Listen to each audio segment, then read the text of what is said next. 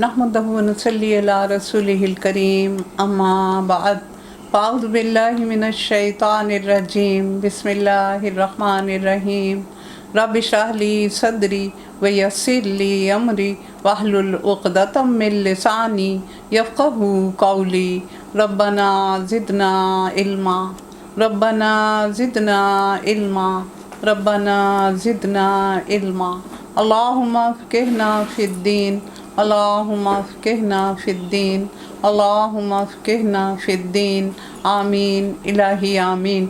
अपने फ़ोन से मैसेज कर दो कि क्लास हो रही है, कोई भी नहीं आया इसमें। आज सूरत अल-अनकबूत, ये अनकबूत का मतलब मकड़ी। आयत 41 वजह तस्मिया। इसकी मसहफ़ की तरतीब 29 और नज़ूली तरतीब 85 है। ये हिजरत हबशा से पहले की मक्की सूरत है और इसमें ख़ास वाक़यात का ज़िक्र है जो हम पढ़ेंगे। इसकी 69 आयात हैं और 7 रुकू हैं। अऊज़ु बिल्लाहि मिनश शैतानिर रजीम बिस्मिल्लाहिर रहमानिर रहीम अलिफ लाम मीम अहसिबन नासु अन युत्रकू अन यक़ूलू आमन्ना व हुम ला युफ्तनून वलक़द फ़तन्नल्लज़ीन मिन क़ब्लिहिम फ़लयअलमन्नल्लाहुल्लज़ीन सदक़ू वलयअलमन्नल काज़िबीन अम हसिबल्लज़ीन यअमलून अस्सय्याति अन यस्बिक़ूना साअ मा यहकुमून मन कान यरजू लिक़ाअल्लाहि फ़इन्न अजलल्लाहि लआत व हुवस समीउल अलीम व मन जाहद फ़इन्नमा युजाहिदु लिनफ़्सिहि इन्नल्लाह लगनियुन अनिल आलमीन वल्लज़ीना आमनू वअमिलुस्सालिहाति लनुकफ्फिरन्ना अन्हुम सय्यिआतिहिम वलनजज़ियन्नहुम अहसनल्लज़ी कानू यअमलून आमन्तु बिल्लाहि सदक़ल्लाहुल अज़ीम।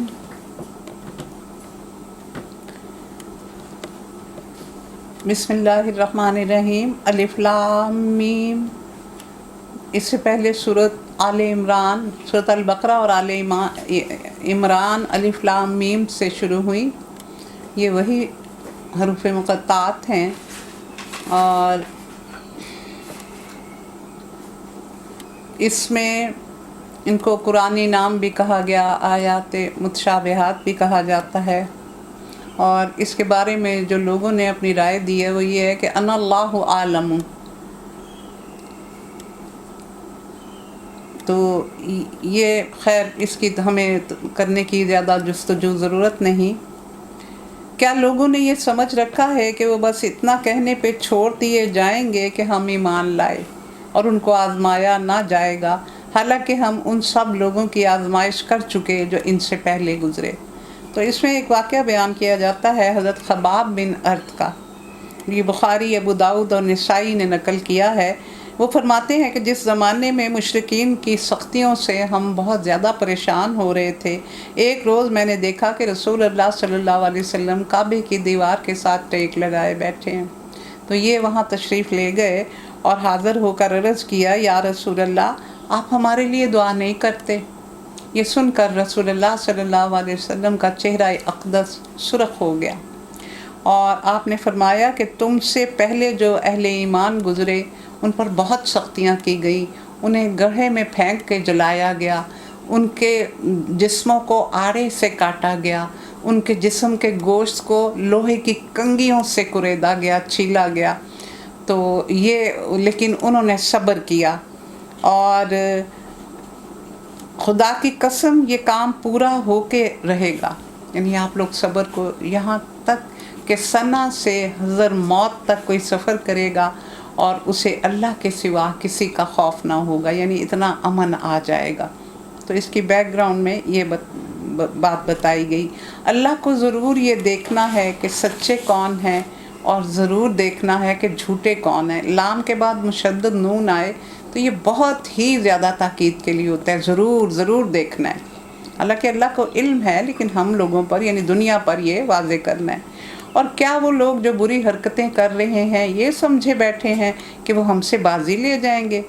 بڑا غلط حکم ہے جو وہ لگا رہے ہیں، بازی لے جائیں گے، یعنی وہ ہم سے اس دین کو شکست دے دیں گے، اس کو پھیلنے سے روک دیں گے، رسول اللہ صلی اللہ علیہ وسلم کا جو مشن ہے اس کو ناکام کر دیں گے، سبقت لے جائیں گے، یا یہ کہ وہ جو کفر وہ کر رہے ہیں تو وہ بڑا اچھا کوئی کام کر رہے ہیں کہ ہم سے بڑھ جائیں گے وہ اپنی اس مشرکانہ فعل میں۔ جو کوئی اللہ سے ملنے کی توقع رکھتا ہے اسے معلوم ہونا چاہیے کہ اللہ کا مقرر کیا ہوا وقت آنے والا ہے، اور اللہ سب کچھ سنتا اور جانتا ہے۔ جو شخص بھی مجاہدہ کرے گا اپنے ہی بھلے کے لیے کرے گا، اللہ یقیناً دنیا جہان والوں سے بے نیاز ہے۔ حضرت علی نے کیا فرمایا؟ تکلیفوں سے منہ پھیر لو، اگر نہیں پھیرو گے تو کبھی خوش نہیں رہ سکتے۔ یعنی ان کو ویلکم نہ کرو، ان کو سینے سے نہ چپکایا کرو، ان کو جھٹلا دیا کرو، یعنی ان کی کیئر نہ کیا کرو۔ اور یہاں آیا کہ وَمَن جَاهِدَ فَإِنَّمَا يُجَاهِدُ لِنَفْسِهِ، تو مجاہدہ ہوتا ہے جب کوئی سامنے باطل قوت ہو، جب کوئی سامنے ایسی منفی قوت ہو جس کا مقابلہ کرنا ہو، جیسے یہ اسلام کے سامنے کفر تھا۔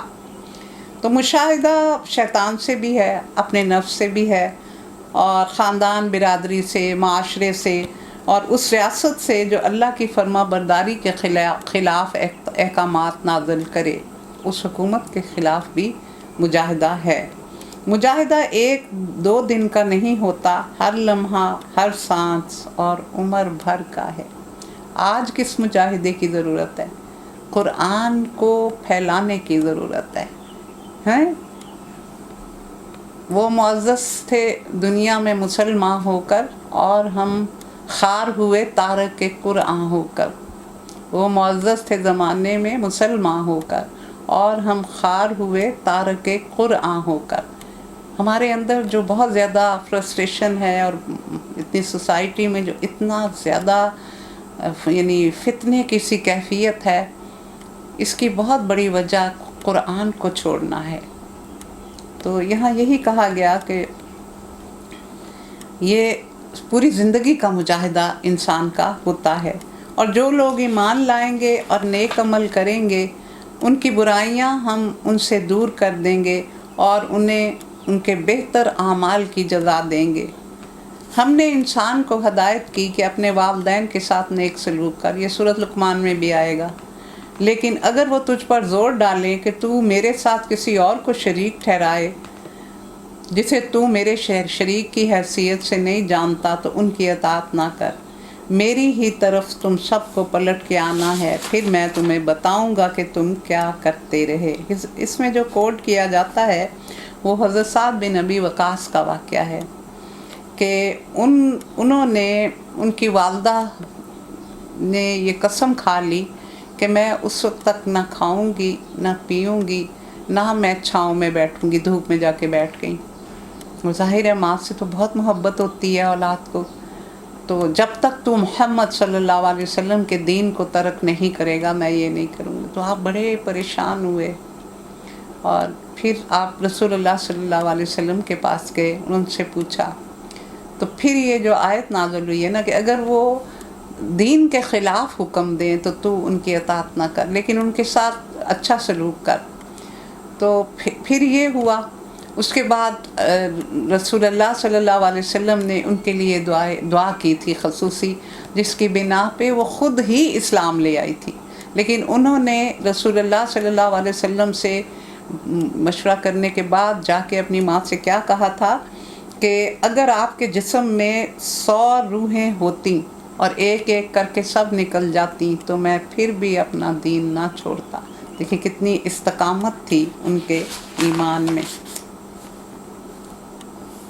اور جو لوگ ایمان لائے اور جنہوں نے نیک عمل کیے ان کو ہم ضرور صالحین میں داخل کریں گے۔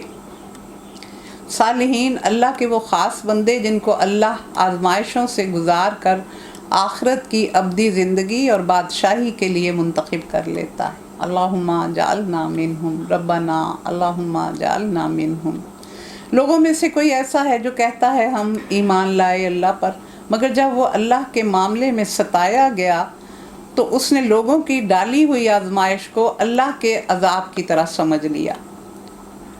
تو یہ بات سمجھنے کی ہے کہ جس طرح اللہ کے عذاب سے ڈر کر کفر سے باز آنا چاہیے، یہ شخص بندوں کی دی ہوئی تکلیفوں سے ڈر کر ایمان اور نیکی سے باز آ گیا، اور ایمان لانے کے بعد کفار کی دھمکیوں، مار پیٹ اور قید و بند سے جب اسے سابقہ پیش آیا تو اس نے سمجھا کہ اللہ کی دوزخ بھی بس ایسی ہی ہوگی، تو ابھی دنیا تو گزار لوں، ان سے تو میں اپنی جان چھڑا لوں، تو یہ ایسا ہی اگر عذاب ہے تو پھر وہاں دیکھ لیں گے۔ تو اس کو نہیں پتا تھا کہ یہ عذاب اور وہ عذاب اس میں کتنا فرق ہے۔ اگر تیرے رب کی طرف سے فتح اور نصرت آ گئی تو یہی شخص کہے گا ہم تو تمہارے ساتھ تھے۔ کیا دنیا والوں کے دلوں کا حال اللہ کو بخوبی معلوم نہیں؟ یعنی اللہ تعالیٰ ان کی منافقت کو نہیں جانتا، اور اللہ کو تو ضرور یہ دیکھنا ہے کہ ایمان لانے والے کون ہیں اور منافق کون۔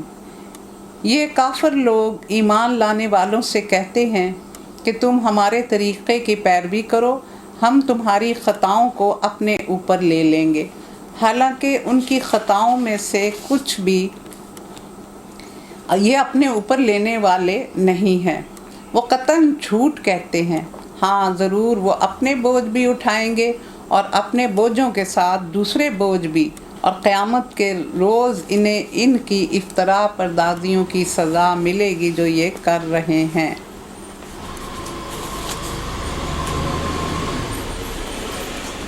اس میں جو زیادہ ذکر ملتا ہے وہ یہ ہے کہ کچھ لوگ ایمان کی طرف آنے کی رغبت رکھتے تھے، جیسے ولید بن مغیرہ، اور حضرت عمر کے متعلق ہے کہ جب وہ ایمان لانے لگے تو ابو سفیان اور حرب بن امیہ نے ان سے یہ کہا تھا کہ آپ ایسے نہ کرو، اول تو کوئی یہ جو سسٹم ہے یہ ٹھیک ہے ہی نہیں کہ وہاں سزا ملے گی، یہ ہوگا وہ ہوگا، یہ تو کہانیاں بنائی ہوئی ہیں، تو اگر ایسا ہو بھی گیا تو وہاں ہم آپ کا بوجھ اٹھا لیں گے، تو پھر لوگوں کو روک دیتے تھے۔ اس طرح ولید بن مغیرہ بھی راضی ہو گیا تھا، لیکن اس کے دوست نے کہا کہ یہ نہیں ہے بات کہ تم جو سوچ رہے ہو، ایسا کچھ نہیں ہونے کا، ہاں اگر ہوا بھی تو میں تمہارا بوجھ اٹھاؤں گا، لیکن تم مجھے کچھ رقم یہاں اس کے بدلے میں دے دینا۔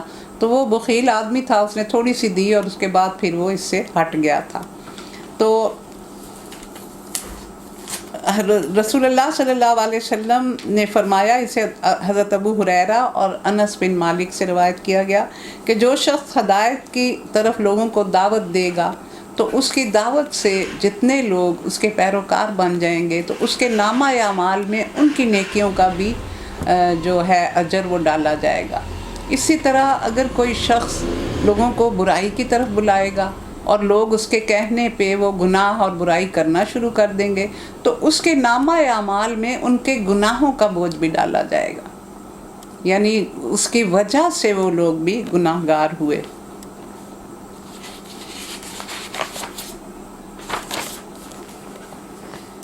اور ہم نے نوح کو ان کی قوم کی طرف بھیجا، وہ 50 کم 1000 برس ان کے درمیان رہا، آخرکار ان لوگوں کو طوفان نے آن گھیرا اس حال میں کہ وہ ظالم تھے۔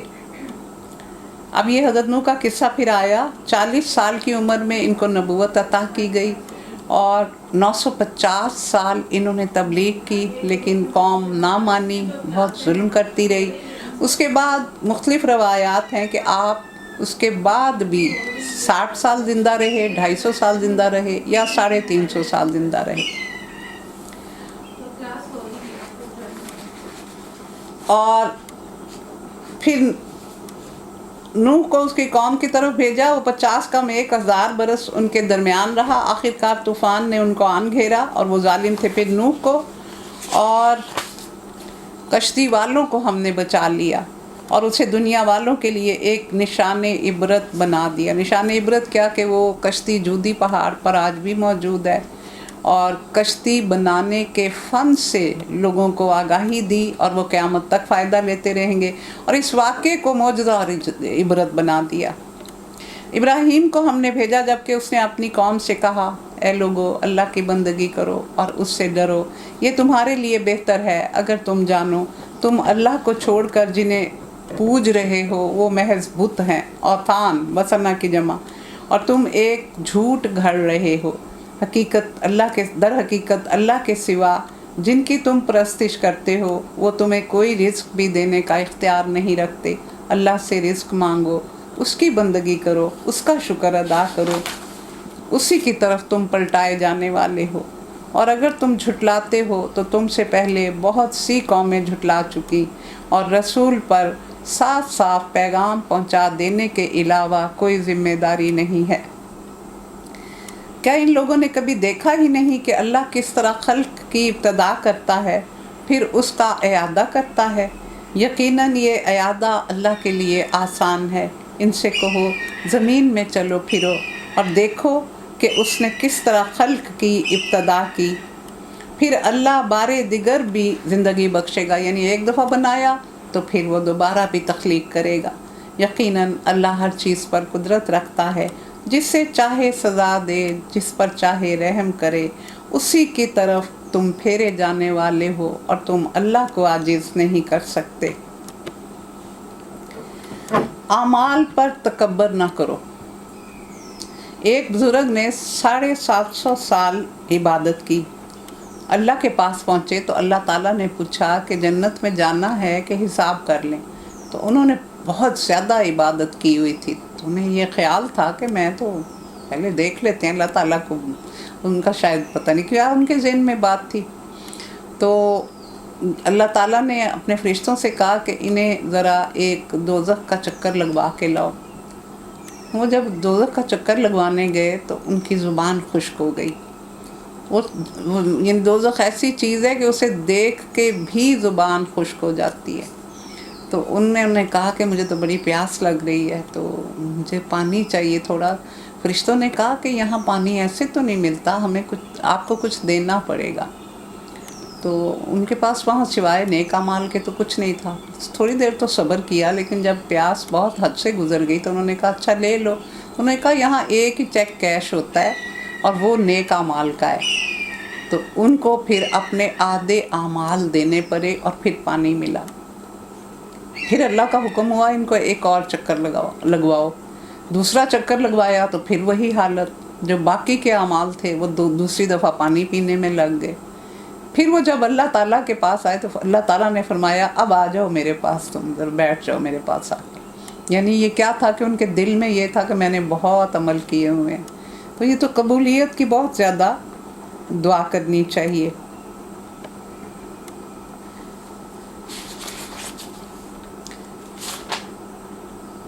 تم نہ زمین میں عاجز کرنے والے ہو نہ آسمان سے، اور اللہ سے بچانے والا کوئی سرپرست اور مددگار تمہارے لیے نہیں. جن لوگوں نے اللہ کی آیات کا اور اس سے ملاقات کا انکار کیا وہ میری رحمت سے مایوس ہو چکے ہیں اور ان کے لیے دردناک سزا ہے. 21 میں آیا جسے چاہے گا عذاب دے گا، جسے چاہے گا بخش دے گا. یہاں کہا جا رہا ہے کہ ان کو عذاب اور سزا دی جائے گی جو اس کی ملاقات سے مایوس ہو جاتے ہیں اور اس کی آیات کو جھٹلاتے ہیں. ان کے یقیناً سزا ہے. ہر چیز کی زکوٰۃ ہے، یہ حضرت علی نے فرمایا. ہر چیز کی زکوٰۃ ہے، اور عقل کی زکوٰۃ یہ ہے کہ نادانوں کی باتوں پر تحمل کیا جائے جو کہ عام طور پہ ہمیں نہیں نظر آتا. ہم اپنی ضبط کی قوت کھو دیتے ہیں. پھر اس کی قوم کا جواب اس کے سوا کچھ نہ تھا کہ انہوں نے کہا کہ قتل کر دو اسے یا جلا ڈالو۔ آخرکار اللہ نے اسے آگ سے بچا لیا۔ یقیناً اس میں نشانیاں ہیں۔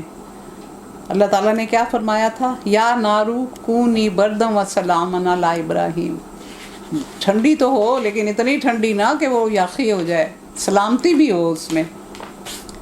ان لوگوں کے لیے نشانیاں ہیں جو ایمان لانے والے ہیں۔ اور اس نے کہا تم نے دنیا کی زندگی میں اللہ کو چھوڑ کر بتوں کو اپنے درمیان محبت کا ذریعہ بنایا تھا، مگر قیامت کے روز تم ایک دوسرے پر کا انکار کرو گے اور ایک دوسرے پر لعنت بھیجو گے، اور تمہارا ٹھکانہ آگ ہوگا اور تمہارا کوئی مددگار نہ ہوگا۔ یہاں عابد اور معبود یعنی جن کی عبادت کرتے تھے اور جو عبادت کرنے والے تھے، وہ دونوں ایک دوسرے کا انکار کریں گے اور ایک دوسرے پر لعنت بھیجیں گے۔ وہ کہیں گے کہ تم نے ہمیں گمراہ کیا، وہ کہیں گے کہ تمہارے پاس رسول آئے تھے، کتابیں آئی تھیں، عقل تھا، شعور تھا، تم نہ مانتے ہماری بات۔ تو اس طرح کی تکرار ہوگی وہاں۔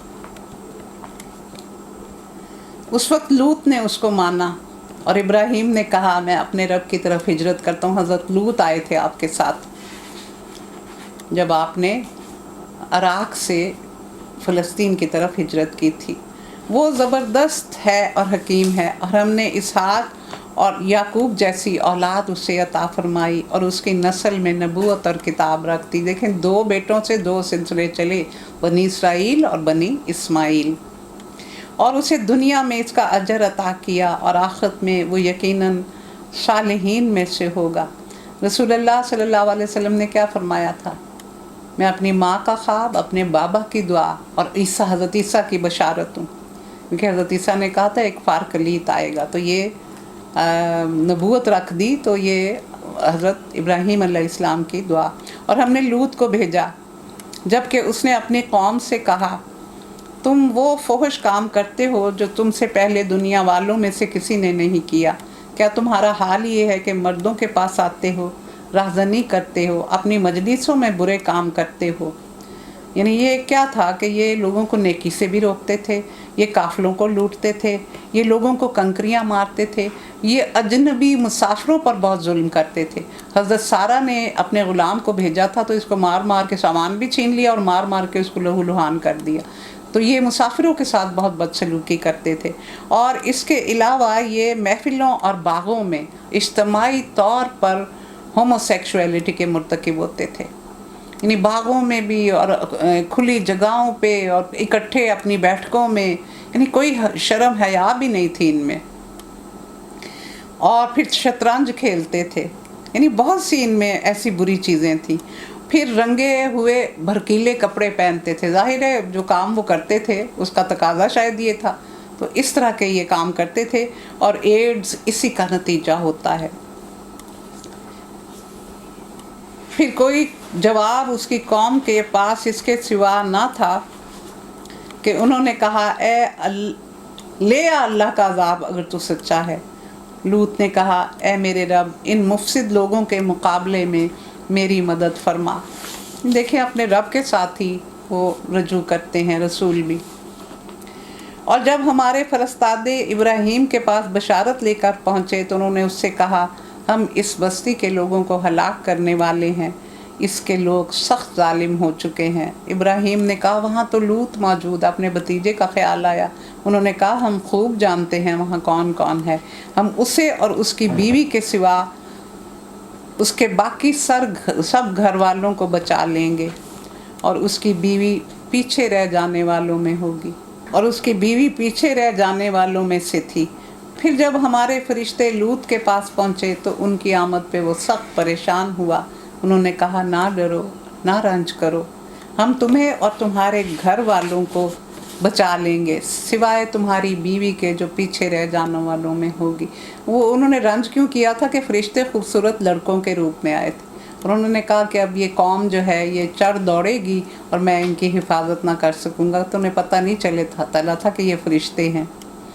ہم اس بستی کے لوگوں پر آسمان سے ایک عذاب نازل کرنے والے ہیں اس فسق کی بدولت جو یہ کرتے ہیں، اور ہم نے اس بستی کی ایک کھلی نشانی چھوڑ دی ہے ان کے لیے جو عقل سے کام لیتے ہیں۔ پھر 5 عذاب اکٹھے آئے تھے، اور یہ بستی جو ہے یہ حضرت جبرائیل علیہ السلام نے اپنے پروں پہ اٹھا کے تو جعلہا عالیہا سافلہا، یعنی اوپر تک لے گئے اور پھر ان کو پٹخ دیا، تو وہ بحیرہ مردار میں دفن پڑی ہے وہ ان کی قوم جو ہے، پوری بستی، جو اس کے آثار بھی ملتے ہیں۔ اور مدین کی طرف ہم نے ان کے بھائی شعیب کو بھیجا، اس نے کہا اے میری قوم کے لوگو، اللہ کی بندگی کرو اور روز آخرت کے امیدوار رہو اور زمین میں فساد نہ مچاتے پھرو، مگر انہوں نے اسے جھٹلا دیا۔ آخر کار ایک سخت زلزلے نے انہیں پکڑ لیا اور وہ اپنے گھر میں اوندھے پڑے رہ گئے۔ اور عاد اور سمود کو ہم نے ہلاک کیا، تم وہ مقامات دیکھ چکے ہو جہاں وہ رہتے ہیں۔ وہ عاد اور سمود کی بستیاں جو پہاڑ کاٹ کاٹ کے بنائی گئی تھیں اور بڑے بڑے ستونوں والے گھر اور پہاڑوں کے اندر بازار بھی بناتے تھے، تو وہ آج تک موجود ہیں، اور کہا جاتا ہے کہ وہاں ہڈیاں بھی ہیں، آج تک یہ ان کے اثرات موجود ہیں۔ اور ان کے اعمال کو شیطان نے ان کے لیے خوشنما بنا دیا اور انہیں راہ راست سے بھٹکا دیا، حالانکہ وہ ہوش رکھنے والے لوگ تھے۔ فصدہم عن السبیل وکانوا مستبصرین، مستبصرین کون ہوتے ہیں؟ کہ وہ جاہل اور نادان نہ تھے، اپنے وقت کے بڑے ترقی یافتہ لوگ تھے، ہوشیار اور دانا تھے۔ عرب کے جن علاقوں میں یہ قومیں آباد تھیں، عرب کا بچہ بچہ ان سے واقف تھا۔ جنوبی عرب کا پورا علاقہ جو اب احقاف، یمن اور حضر موت کے نام سے معروف ہے، عاد کا مسکن تھا۔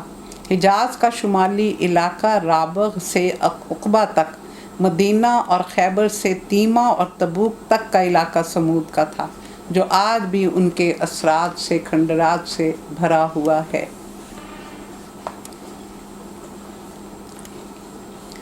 اور قارون اور فرعون اور حامان کو ہم نے ہلاک کیا۔ موسیٰ ان کے پاس بینات لے کے آیا، مگر انہوں نے زمین میں اپنی بڑائی کا ظلم کیا، حالانکہ وہ سبقت لے جانے والے نہ تھے۔ اللہ کو کوئی پیچھے کر سکتا ہے یا رسولوں کو کوئی کر سکتا ہے؟ ان کو اذیتیں ضرور دی جاتی ہیں، لیکن ان سے جیت کوئی نہیں سکتا۔ آخرکار ہر ایک کو ہم نے اس کے گناہ میں پکڑا، پھر ان میں سے کسی پر ہم نے پتھراؤ کرنے والی ہوا بھیجی، یہ عاد تھے۔ کسی کو زبردست دھماکے نے آ لیا، یہ سمود تھے۔ کسی کو ہم نے زمین میں دھنسا دیا، یہ قارون تھا۔ اور کسی کو غرق کر دیا، تو غرق دو قومیں ہوئیں، حضرت نوح کی بھی اور آل فرعون کی بھی۔ اللہ ان پر ظلم کرنے والا نہ تھا، مگر وہ خود ہی اپنے ظلم کر رہے تھے، اپنے اوپر ظلم کر رہے تھے۔ ایک دفعہ ایک دہریے کا حضرت مالک بن دینار سے مناظرہ ہوا، دونوں طرف سے سوالات اور جوابات کا سلسلہ چلتا رہا، لیکن کوئی حتمی نتیجہ نہ نکلا۔ تو حضرت مالک بن دینار تھوڑے ہو گئے کہ کس طرح اب اس کو اس طرف بلایا جائے، تو پھر انہوں نے سوچ کے کہا کہ اچھا، ہم دونوں اپنا ہاتھ آگ میں ڈالتے ہیں، جس کا جل جائے گا وہ جھوٹا ہوگا اور جس کا نہیں جلے گا وہ سچا ہوگا۔ تو جب ان دونوں نے اپنا ہاتھ ڈالا تو کسی کا بھی ہاتھ نہ جلا۔ پھر حضرت مالک بن دینار گھر گئے تو سجدے میں گر گئے اور کہنے لگے کہ اے اللہ، میں نے اتنی دیر تیرے آگے سر جھکایا تو میں اس قابل بھی نہ ہو سکا کہ ایک دہریہ میری بات سن لیتا۔ تو ایک غیب سے آواز آئی کہ تیرا ہاتھ ساتھ تھا، وہ اس لیے بچ گیا، تیرا اور اس کا ہاتھ اکٹھا تھا، اگر وہ علیحدہ اپنا ہاتھ ڈالتا تو وہ تو جل جاتا، تیری وجہ سے وہ بچا ہے۔ وہ پھر سجدے میں گر گئے یہ سن کے۔ جن لوگوں نے اللہ کو چھوڑ کر دوسرے سرپرست بنائے، ان کی مثال مکڑی جیسی ہے جو ایک گھر بناتی ہے، اور سب گھروں سے زیادہ کمزور گھر مکڑی کا ہوتا ہے، عنکبوت۔ نہ چھت، نہ دیواریں، نہ سردی روکے نہ گرمی روکے۔ کاش یہ لوگ، یعنی یہ عقیدہ اتنا کمزور ہے کہ اس کی کوئی بنیاد ہی نہیں، کفر کا، بت پرستی کا، غیر اللہ کی پرستش کا۔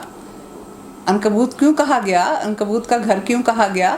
کہ وہ اتنا کمزور عقیدہ ہے شرک کا اور کفر کا کہ اس کی کوئی بنیاد ہی نہیں ہے، اس کی کوئی دیوار نہیں، اس کی کوئی چھت نہیں، اس کی کوئی سالڈ بیس نہیں ہے۔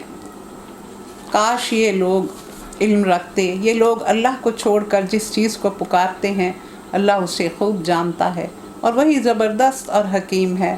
یہ مثالیں ہم لوگوں کی فہمائش کے لیے دیتے ہیں، مگر اس کو وہی لوگ سمجھتے ہیں جو علم رکھنے والے ہیں۔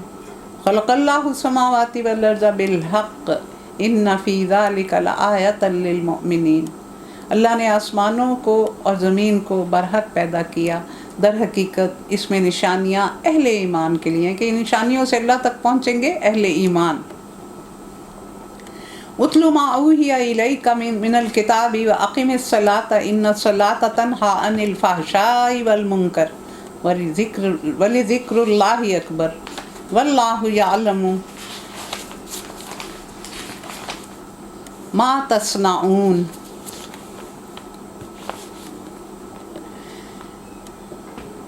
اے نبی تلاوت کرو اس کتاب کی جو تمہاری طرف وحی کے ذریعے سے نازل کی گئی ہے، تلاوت کرو اور نماز قائم کرو، یقیناً نماز فحش اور برے کاموں سے روکتی ہے اور اللہ کا ذکر اس سے بھی زیادہ بڑی چیز ہے۔ اب یہاں آیا کہ یہ فحاشی اور منکر، تو منکر کیا ہے اور فحاشی کیا ہے؟ حرام اور ناجائز اعمال، چوری، ڈاکہ، جھوٹ، دھوکہ، اور فحاشی میں زنا بھی۔ حضرت عمران بن حسین سے روایت ہے کہ رسول اللہ صلی اللہ علیہ وسلم سے اس آیت کے بارے میں دریافت کیا گیا تو آپ نے فرمایا جس شخص کو اس کی نماز فحاشی اور منکر سے نہ روکے اس کی نماز کچھ نہیں۔ منکر کیا ہے؟ وہ قول اور فعل جس کے حرام اور ناجائز ہونے پر اہل شرع کا اتفاق ہو، سارے متفق ہوں کہ یہ حرام کام ہے۔ اور فحاشی کا میں نے بتایا کہ اس میں سیکشول بھی ساتھ معاملہ ہوتا ہے۔ اور ذکر اللہ اکبر کہ بندے جب اللہ کا ذکر کرتے ہیں تو اللہ کا وعدہ ہے کہ وہ اپنے ذاکر بندوں کا ذکر فرشتوں کی محفل میں کرتا ہے۔ القرآن حجت لک و علیک، یہ مسلم کی حدیث ہے، قرآن تمہارے خلاف بھی حجت ہوگا اور تمہارے حق میں بھی حجت ہوگا۔ یہ تمہارے اوپر ہے کہ تم نے اس کے ساتھ دنیا میں کیا کیا تھا۔ وہ تمہارے حق میں بھی بولے گا، میدان حشر میں بھی، قبر میں بھی، دنیا میں بھی۔ دنیا میں بھی جو لوگ قرآن سے محبت کرتے ہیں تو قرآن سے محبت اللہ سے محبت ہے، اور جو اللہ سے محبت کرے تو اللہ اس سے بھی بہت زیادہ محبت کرتا ہے۔ اور تلاوت کے مقاصد کیا ہے؟ کہا گیا نا کہ انہیں پڑھ کے سناؤ، تلاوت کرو ان کے سامنے۔ تو اس کا مقصد کیا ہے؟ اجر و ثواب، اس کے معانی اور مطالب کو سمجھنا، اس میں غور و فکر کرنا، تعلیم و تدریس اور وعظ و نصیحت، یہ سب کچھ اس میں ہوتا ہے۔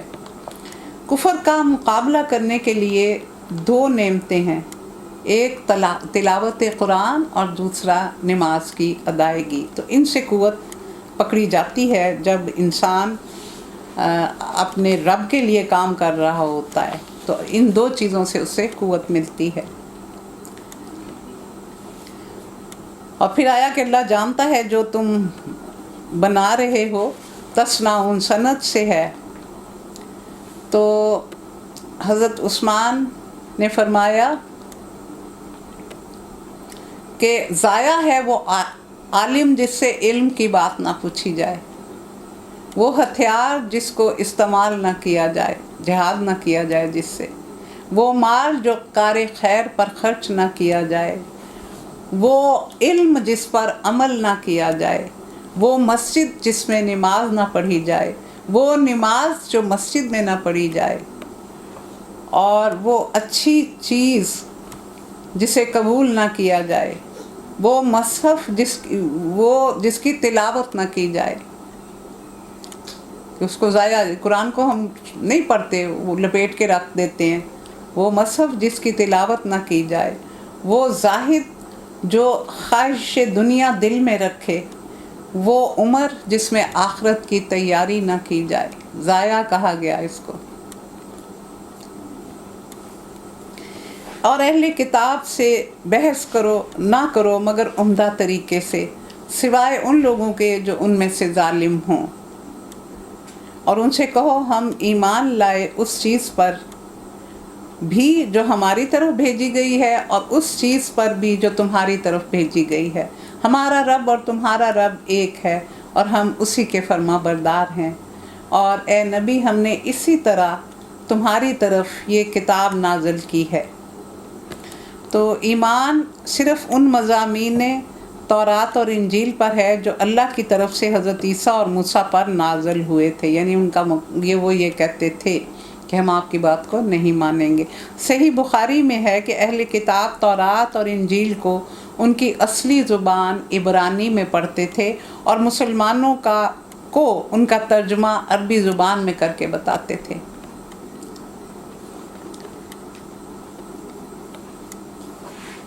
اس لیے وہ لوگ جن کو ہم نے پہلے کتاب دی تھی وہ اس پر بھی ایمان لاتے ہیں، اور ان لوگوں میں سے بھی بہت سے اس پر ایمان لا رہے ہیں، یعنی اہل کتاب میں سے بھی لائے ہیں، اور کچھ وہ ہیں جنہوں نے کہا کہ ہم تو یعنی تورات اور انجیل کو ہی مانیں گے، لیکن بہت سے جو ہیں اہل عرب بھی اور اہل کتاب وہ آپ کی بات مان رہے ہیں، اور ہماری آیات کا انکار صرف کافر ہی کرتے ہیں۔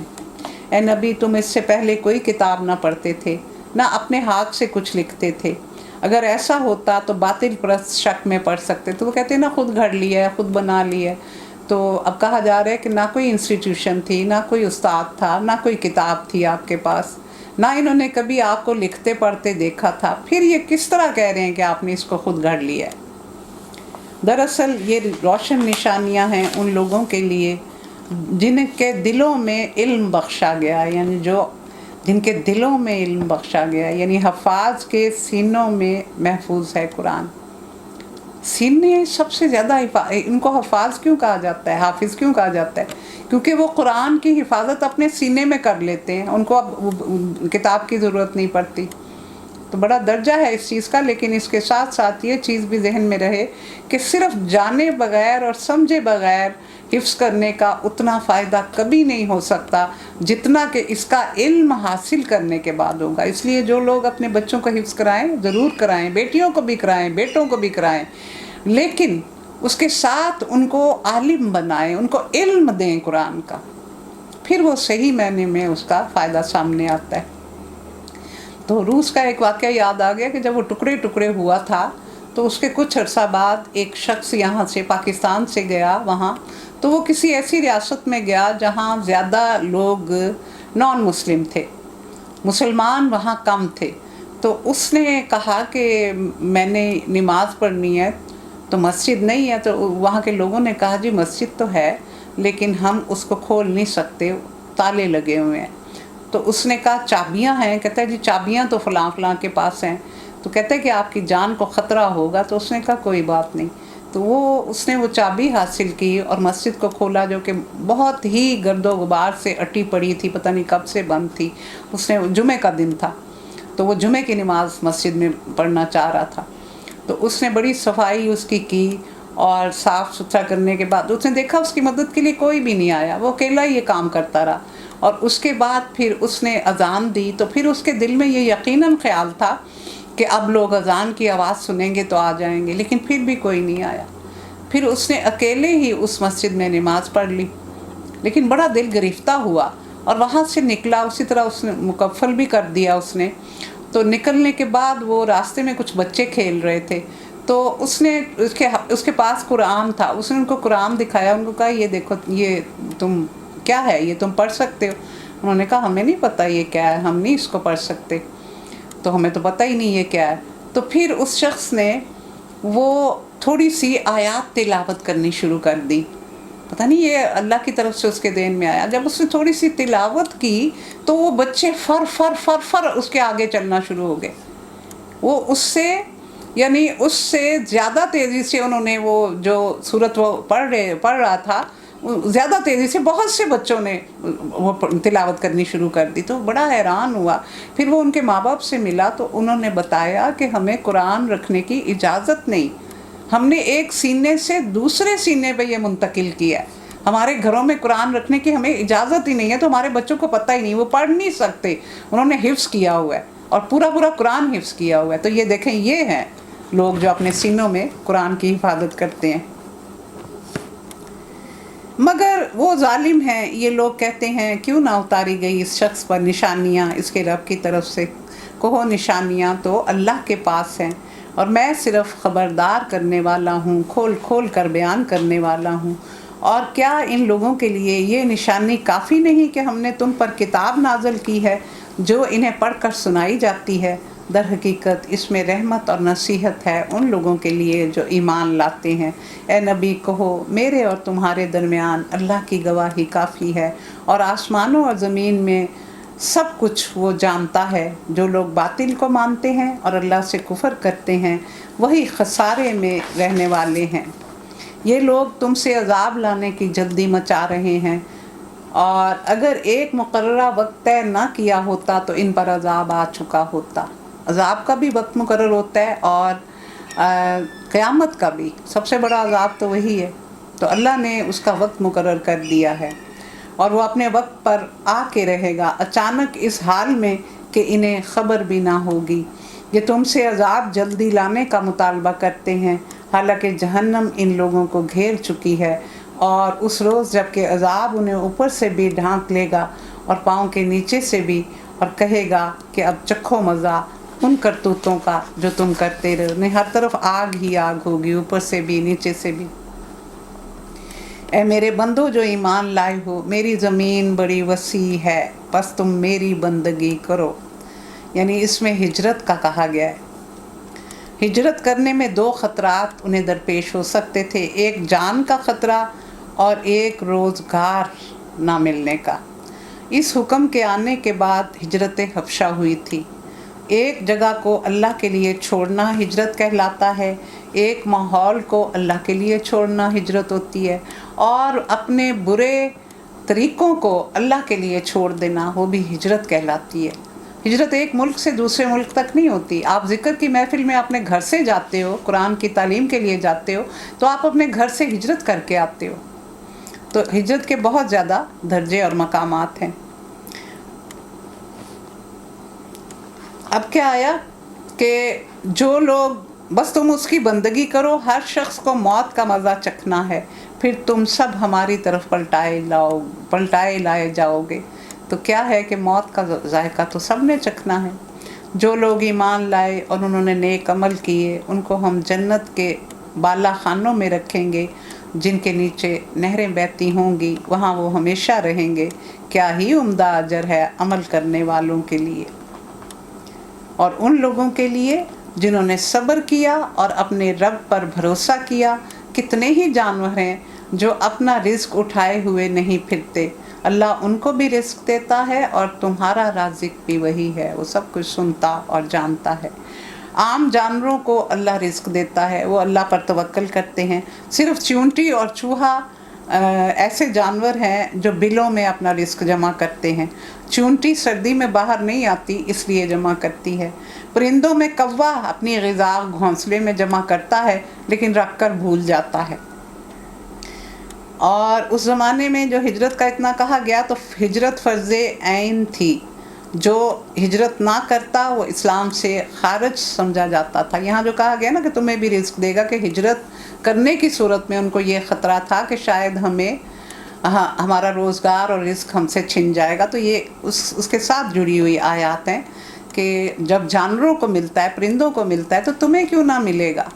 सबका राज़िक अल्लाह है। और वो फ़र्ज़ ऐन थी। और उसके बाद जब मक्का फ़तह हो गया तो फिर क्या कहा गया, ला हिजरत बादुल फ़त्ह, कि अब फ़तह के बाद हिजरत की ज़रूरत नहीं रही, अब वो हुक्म मनसूख हो गया है।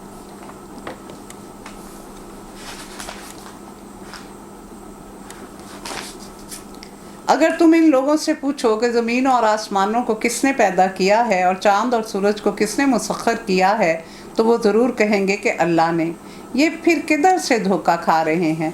अल्लाह ही है जो अपने बंदों में से जिसका चाहता है रिज़्क़ कुशादा करता है और जिसका चाहता है नाप तोल के देता है। यकीनन तेरा अल्लाह हर चीज़ का जानने वाला है। वो जानता है कि किसको मैं ज़्यादा रिस्क दूंगा तो वो मेरे से जुड़ जाएगा और किसको मैं कम रिस्क दूंगा तो वो मेरे से जुड़ेगा। اور اگر تم ان سے پوچھو کس نے آسمان سے پانی برسایا جس سے مردہ زمین زندہ ہو گئی، تو وہ کہیں گے اللہ نے۔ کہو الحمدللہ، مگر اکثر لوگ سمجھتے نہیں کہ الحمدللہ کہ تعریف اس رب کی جو پانی برساتا ہے، اور دوسرا مطلب یہ ہے کہ شکر ہے تمہیں یہ بات تو مانتے ہو کہ اللہ نے یہ سب کچھ کیا ہوا ہے، اور یہ دنیا کی زندگی کچھ نہیں مگر ایک کھیل اور دل کا بہلاوا، لہو اور لعب۔ لہو ہوتا ہے بچپن کے کھیل کود، اور لعب ہوتے ہیں جو شعور میں آنے کی رنگینیاں ہوتی ہیں، دونوں میں تھوڑا سا فرق ہوتا ہے۔ اور یہ اس طرح ہی ہے کہ جیسے دنیا میں جو ہمیں رول دیے گئے ہیں، یا اسٹیج پر جب ڈرامہ ہوتا ہے تو کوئی بادشاہ ہوتا ہے کوئی فقیر ہوتا ہے، جبکہ حقیقت میں وہ یہ دونوں نہیں ہوتے، اور جب وہ 2-3 گھنٹے کا ڈرامہ مکمل ہو جاتا ہے تو وہ دونوں اپنی اصلی صورت میں آ جاتے ہیں۔ اسی طرح ہم اس دنیا کی اسٹیج میں اپنے کردار ادا کر رہے ہیں، جب ہم یہاں سے واپس جائیں گے تو پھر ہم اپنی اصلی زندگی کی طرف پلٹیں گے۔ تو یہ تو ایسے، یعنی اللہ تعالیٰ نے یہ فرمایا کہ تم اس کو ایسے سمجھو 2-3 گھنٹے کے لیے تم آئے، کیونکہ وہاں پہنچ کے جب لوگ ایک دوسرے سے سوال کریں گے کہ ہم کتنی دیر ٹھہرے، تو وہ یہی کہیں گے کہ ایک دن یا اس کا کچھ حصہ رہ کے آئے ہیں۔ اور اصل زندگی کا گھر تو اللہ کا آخرت کا گھر ہے، کاش یہ لوگ جان لیتے۔ اور جب یہ لوگ کشتی پر سوار ہوتے ہیں تو اپنے دین کو اللہ کے لیے خالص کر کے اس سے دعا مانگتے ہیں، اور جب وہ انہیں بچا کر خشکی پر لے آتا ہے تو یکایک یہ شرک کرنے لگ جاتے ہیں تاکہ اللہ کی دی ہوئی نجات پر اس کا کفران نعمت کریں، پھر اپنے لات منات عزے یاد آ جاتے ہیں۔ اچھا ان قریب انہیں معلوم ہو جائے گا کہ کیا یہ دیکھتے نہیں کہ ہم نے ایک پرامن حرم بنا دیا، حالانکہ ان کے گرد و پیش لوگ اچک لیے جاتے ہیں۔ کیا پھر بھی یہ لوگ باطل کو مانتے ہیں اور اللہ کی نعمت کا کفران کرتے ہیں کہ اس کے ارد گرد نہ قتل ہو سکتا تھا، نہ لڑائی ہو سکتی تھی، نہ جنگ ہو سکتی تھی، اور نہ گالی گلوچ ہو سکتی تھی، درخت کو بھی نہیں کاٹا جا سکتا تھا، نہیں اتنی پابندیاں تھیں اس میں، یعنی اتنی پابندی تھی کہ اگر کوئی شخص، کہ ان کے یہ قتل تو یہ بدلے کے ہوتے ہی تھے نا ان میں، کہ اگر کوئی شخص اپنے باپ کے قاتل کو بڑے سالوں سے تلاش کر رہا ہوتا تھا اور وہ شخص باپ کا قاتل اسے خانہ کعبہ میں نظر آ جاتا تھا تو وہ اس کو کچھ نہیں کہتا تھا، اس لیے کہ یہ حکم نہیں ہے کہ وہاں ہاتھ اٹھایا جائے، اتنا زیادہ حرمت کا احساس تھا۔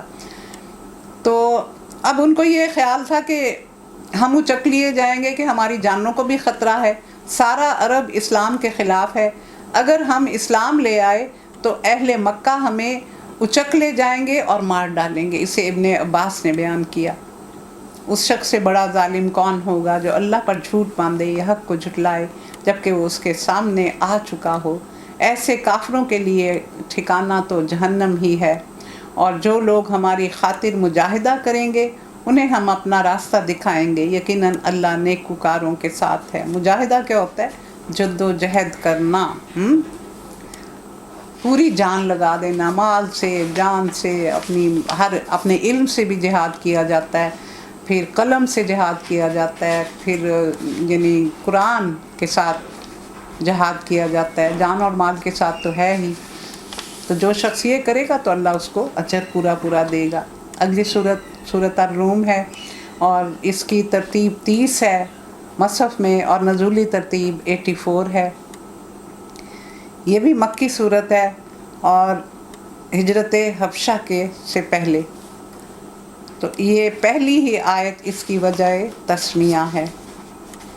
تو اس میں کیا واقعہ ہوا تھا کہ آپ کی نبوت سے 8 سال پہلے کیسر روم کے خلاف بغاوت ہوئی، اور ایک شخص فوقاس اس کے تخت پر قابض ہو گیا۔ اس نے پہلے کیسر کی آنکھوں کے سامنے اس کے 5 بیٹوں کو قتل کیا، پھر اس کو بھی قتل کر کے سب کی لاشیں سر عام لٹکا دیں، بعد میں اس کی بیوی اور بیٹیوں کو بھی قتل کر دیا۔ تو یہ جو خسرو پرویز تھا اسے بادشاہت اس کی بدولت ملی تھی، کیسر کی بدولت، تو بڑا احسان تھا۔ تو اس نے کہا کہ میں ان کا مقابلہ کرتا ہوں فوقاس کا، تو اس نے سلطنت روم کے خلاف جنگ کا آغاز کیا، اور پھر چند سال میں ہی فوقاس کو شکست دیتا ہوا بہت سے علاقے پر وہ قابض ہو گیا، لیکن یہ علاقہ اس نے ان کے سپرد نہ کیا روم کے۔ تو پھر اقتدار پر آ کر اس نے فوقاس کے ساتھ بھی وہی کیا جو اس نے بادشاہ کے ساتھ خود کیا تھا۔ پھر پرویز خسرو نے اس کے ساتھ یہ کیا، یعنی روم اور ایران کی جنگ۔ تو قرآن کی یہ آیات جب نازل ہوئیں کہ وہ غالب آ جائیں گے، کیونکہ ان کی شکست کے بعد جب آیا نا تو اس میں آیا نا کہ یہ بضع سنین میں رومی غالب آ جائیں گے، تو اس میں ہمدردیاں جو تھیں وہ ایران کے ساتھ نہیں تھیں مسلمانوں کی، بلکہ رومیوں کے ساتھ تھیں، کیونکہ رومی اہل کتاب تھے، اللہ کو ماننے والے تھے، اور ایرانی مجوسی تھے، وہ آگ کی پرستش کرنے والے تھے۔ تو ان کا جو مجوسی جو تھے، جو ایران والے تھے، ان کی زیادہ جو میچنگ بنتی تھی وہ کفار مکہ کے ساتھ بنتی تھی، اور مسلمانوں کی ہمدردیاں اہل روم کے ساتھ تھیں۔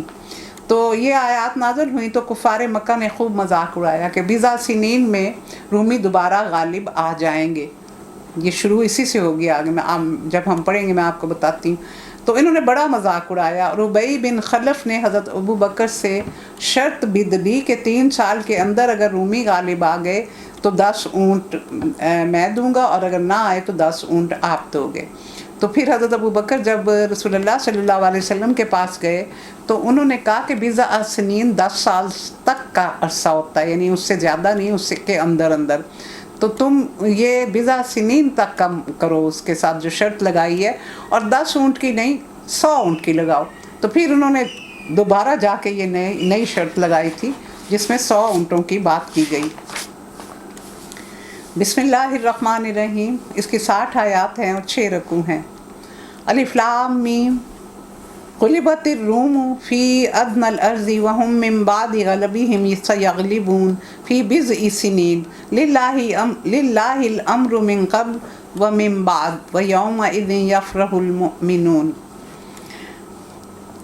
مغلوب قریب کی زمین میں رومی مغلوب ہو گئے ہیں، اور اپنی اس مغلوبیت کے بعد چند سال کے اندر وہ غالب آ جائیں گے۔ چند سال جو ہیں وہ 10 سال سے کم عرصے تک کے لیے ہیں۔ اللہ ہی کا اختیار ہے پہلے بھی اور بعد میں بھی، اور وہ دن ہوگا جب اللہ کی بخشی ہوئی فتح پر مسلمان خوشیاں منائیں گے۔ یعنی یہ دونوں جو فتوحات ہوئی تھیں، جنگ بدر میں مسلمانوں کو فتح ملی تھی اور وہاں رومیوں کو، تو یہ ایک ہی وقت میں ہوئی تھی۔ اللہ فتح عطا فرماتا ہے جسے چاہتا ہے، اور وہ زبردست اور رحیم ہے۔ یہ وعدہ اللہ نے کیا ہے، اللہ کبھی اپنے وعدے کی خلاف ورزی نہیں کرتا، مگر اکثر لوگ جانتے نہیں۔ لوگ دنیا کی زندگی کا بس ظاہری پہلو جانتے ہیں اور وہ آخرت سے غافل ہیں۔ کیا انہوں نے کبھی اپنے آپ میں غور نہیں کیا؟ اللہ نے زمین اور آسمانوں کو اور ان ساری چیزوں کو جو ان کے درمیان ہیں برحق اور ایک مقررہ مدت کے لیے بنایا ہے، مگر بہت سے لوگ اپنے رب سے ملاقات کے منکر ہیں۔ اور کیا یہ لوگ کبھی زمین میں چلے پھرے نہیں کہ انہیں ان لوگوں کا انجام نظر آتا جو ان سے پہلے گزر گئے؟ وہ ان سے زیادہ طاقت رکھتے تھے، اور انہوں نے زمین کو بہت ادھیڑا تھا اور اسے آباد کیا تھا جتنا انہوں نے نہیں کیا۔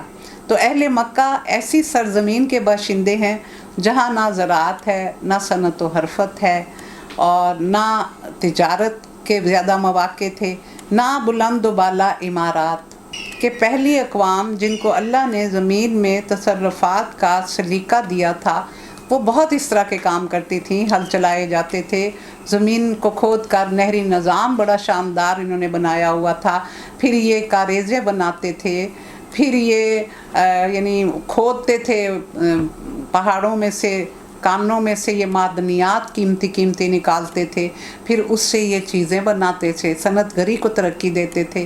تو یہ ساری چیزیں وہ کر رہے تھے۔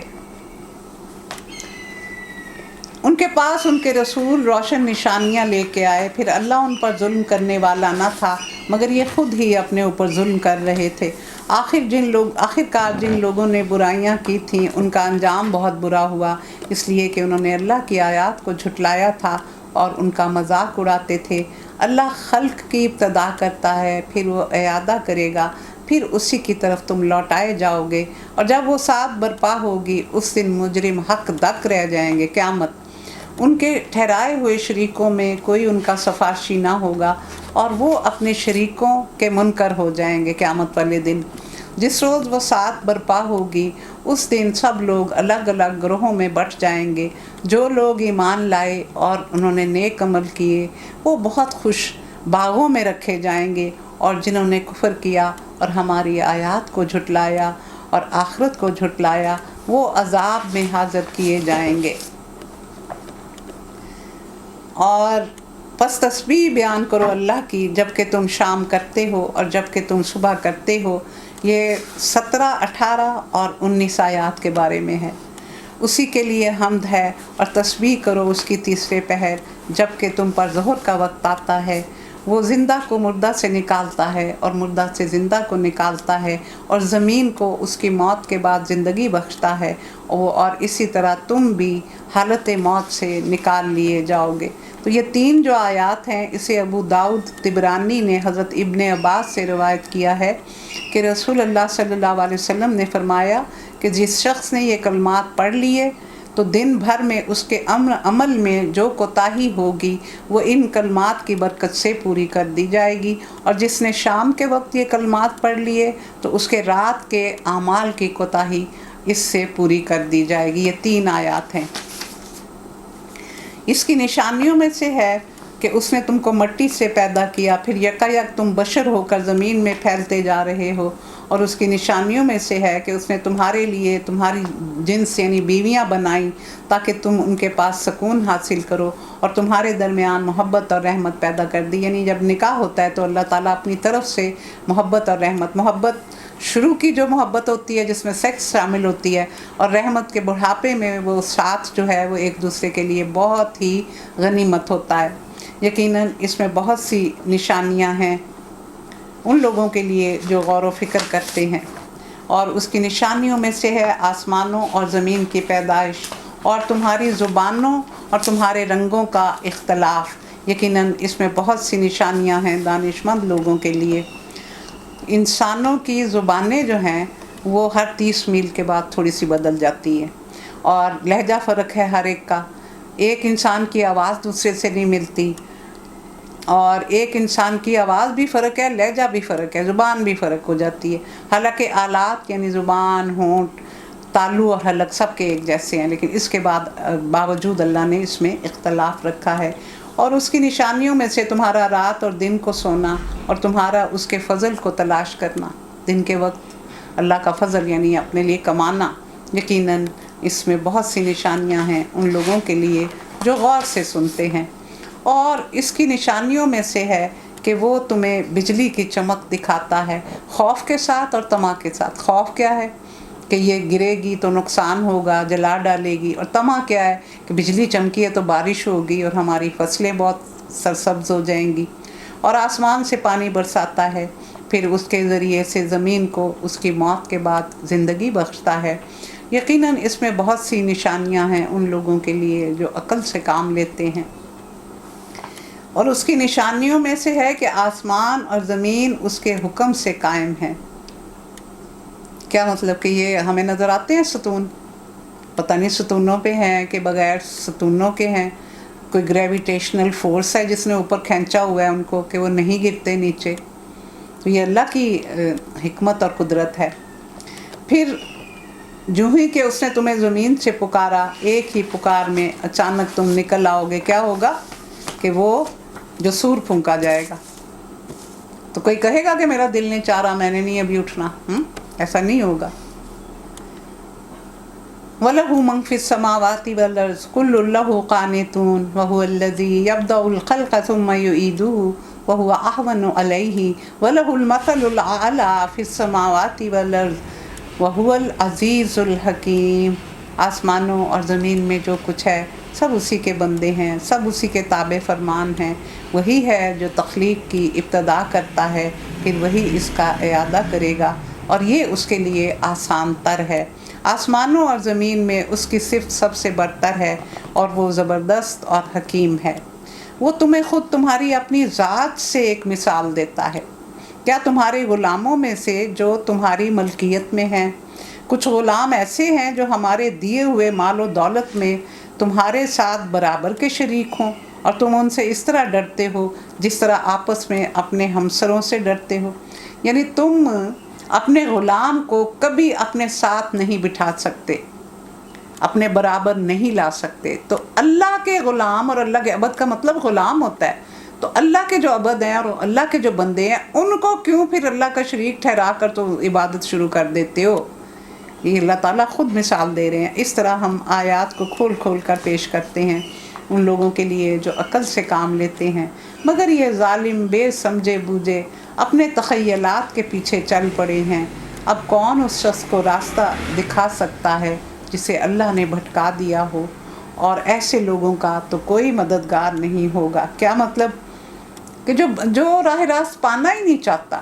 یہ پیکیج نہیں ہوتا ہدایت کا کہ اللہ تعالیٰ اوپر سے پھینک دیں، ایک ایک پیکیج ہر گھر میں پھینک دیں، یہ ہدایت کے پیکیج آئے ہیں. یہ تو جد و جہد مجاہدے سے ملتا ہے، یہ کوشش سے ملتا ہے، یہ اللہ کی طرف آنے سے ملتا ہے. بس اے نبی اور نبی کے پیروکاروں، ایک سو ہو کر اپنا رخ اس دین کی سمت میں جما دو. فطرت اللہ التی فطر الناس علیہا لا تبدیل لخلق اللہ ذالک الدین القیم ولکن اکثر الناس لا یعلمون. اور قائم ہو جاؤ اس فطرت پر جس پر اللہ نے انسانوں کو پیدا کیا ہے، اور اس کی بنائی ہوئی ساخت بدلی نہیں جا سکتی. یہی بالکل راست اور قیم دین ہے، لیکن اکثر لوگ جانتے نہیں. تو کیا اللہ کی جو فطرت ہے اس کو بدلا نہیں جا سکتا؟ وَمَا خَلَقْتُ الْجِنَّ وَالْإِنسَ إِلَّا لِيَعْبُدُونَ. انسان کی فطرت اور جبلت میں ایسا مادہ رکھ دیا گیا ہے کہ وہ اپنے رب، اپنے خالق، اپنے مالک، اپنے معبود کی شناخت کرے، اس کا اطاعت گزار ہو، اس کا فرما بردار ہو، اس کا شکر گزار ہو، اور اسی کا نام اسلام ہے. اور پھر آیا کہ اللہ کی فطرت کو بدلا نہیں جا سکتا. تو کیا فرمایا کہ ہر بچہ جو کسی ماں کے پیٹ میں ہوتا ہے اصل انسانی فطرت پر ہوتا ہے. یہ اس کے ماں باپ ہیں جو اسے عیسائی، یہودی یا مجوسی وغیرہ بنا ڈالتے ہیں.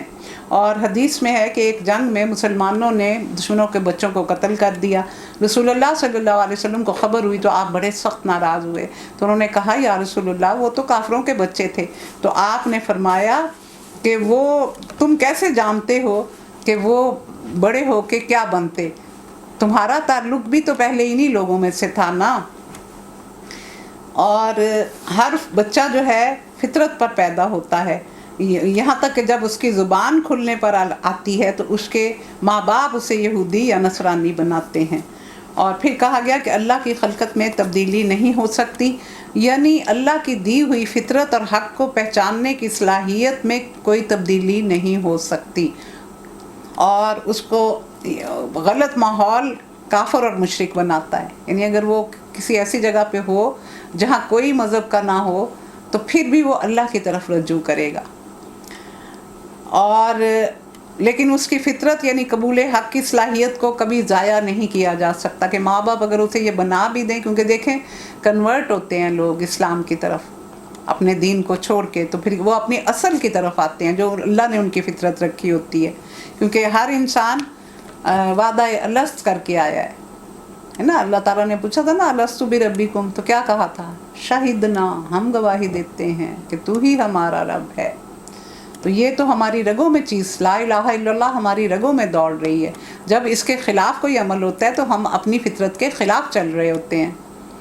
اور قیم دین، سیدھا دین، انسان کی فطرت کے عین مطابق اور موافق، اور وہ اسلام ہے. ان الدین عند اللہ الاسلام. قائم ہو جاؤ اس بات پر اور اللہ کی طرف رجوع کرتے رہو اور ڈرو اس سے اور نماز قائم کرو، اور نہ ہو جاؤ ان مشرکین میں سے جنہوں نے اپنا دین الگ بنا لیا ہے، گروہوں میں بٹ گئے ہیں، اور ہر ایک گروہ کے پاس جو کچھ ہے وہ اس میں مگن ہے، وہ اس کو وہی کافی سمجھ رہا ہے. تو منیبین الیہ، منیبین رجوع کرنے والے. تو انسان کے قلب کی کیفیات بڑی فرق ہیں. ایک تو قلب مردہ ہوتا ہے، اس میں تو کوئی نصیحت اثر کرتی نہیں، اس کی تو بات ہی چھوڑ دیں، قلب میتہ. اور ایک ہوتا ہے قلب حی کہ وہ زندہ ہے، اس میں ایمان ہے. پھر اس کی ترقی ہوتی ہے تو وہ قلب خبیر بنتا ہے، یعنی وہ باخبر ہونا شروع ہو جاتا ہے. میری آمد کا مقصد کیا ہے، مجھے کیوں تخلیق کیا گیا ہے، میرے سے اللہ نے کیا کام لینا ہے. تو یہ اس کو باخبر کرنے والی چیز اس کو اللہ کی طرف لے کے جاتی ہے. پھر قلب منیب ہے کہ پھر وہ رجوع کرنا شروع کر دیتا ہے اپنے رب کی طرف.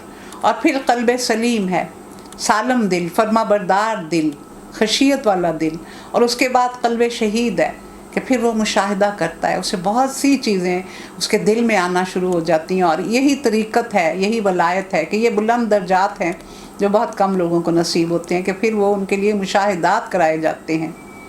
تو یہ ہے انسان کی کیفیات۔ لوگوں کا حال یہ ہے کہ جب انہیں کوئی تکلیف پہنچتی ہے تو اپنے رب کی طرف رجوع کر کے اسے پکارتے ہیں، اور جب وہ کچھ اپنی رحمت کا مزہ انہیں چکھاتا ہے تو یکایک ان میں سے کچھ لوگ شرک کرنے لگتے ہیں تاکہ ہمارے کیے ہوئے احسان کی ناشکری کریں۔ اچھا مزے کر لو، اور عنقریب تمہیں معلوم ہو جائے گا کہ ہم نے کوئی سند اور دلیل ان پر نازل کی ہے جو شہادت دیتی ہو اس شرک کی صداقت پر جو یہ کر رہے ہیں۔ کوئی عقلی، کوئی نقلی، کوئی انفسی، کوئی آفاقی دلیل ہے تمہارے پاس؟ انسان کا رویا رویا لا الہ الا اللہ کی صدا لگا رہا ہے۔